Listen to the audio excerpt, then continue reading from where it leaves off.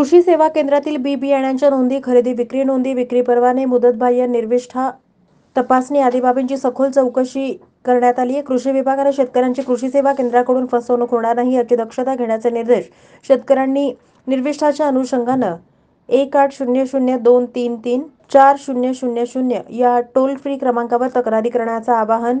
जिल्ह्यात पावसानं दमदार नुकतीच सुरुवात केली असून खरीप हंगामाच्या तयारीला शेतकरी लागलेला आहे.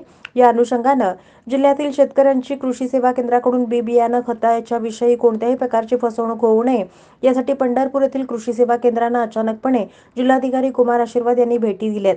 कृषी सेवा केंद्राने शेतकऱ्यांची जर फसवणूक केली तर त्यांच्यावर विहित शासकीय नियमावलीप्रमाणे कठोर कारवाई करण्यात येईल असे निर्देश देण्यात आले आहेत. यावेळी उपविभागीय कृषी अधिकारी बाळासाहेब लांडगे, तालुका कृषी अधिकारी सूर्यकांत मोरे, कृषी अधिकारी पंचायत समितीचे विकास साळुंखे उपस्थित होते. जिल्हाधिकारी कुमार आशीर्वाद यांनी विक्रेत्यांनी खरेदी बिलाप्रमाणे साठा पुस्तकांमध्ये बियाणे आणि खत यांची विक्रेत्यांनी आवक घेतली का याची स्वतः खात्री केली आणि त्याच्या नोंदी तपासल्या. खरीप हंगामाच्या अनुषंगाने शेतकऱ्यांना तक्रार करायची असल्यास याबाबत ही तक्रार कोठे करावी याची माहिती यावेळी देण्यात आली. बियाणं, खत आणि कीटकनाशक याच्या निविष्ठाबाबत शेतकऱ्यांच्या काही तक्रारी आहेत का, काही अडचणी आहेत का हेही जाणून घेतल्या. कृषी विभागाच्या अधिकाऱ्यांनी या दोन्ही कृषी सेवा केंद्रांची नियमाप्रमाणे सखोल चौकशी करावी. जिल्ह्यात कोठेही कृषी निर्विष्ठांची शेतकऱ्यांना टंचाई भासणार नाही याचं काटेकोरपणे नियोजन करावं अशाही सूचना जिल्हाधिकारी कुमार आशीर्वाद यांनी दिल्यात.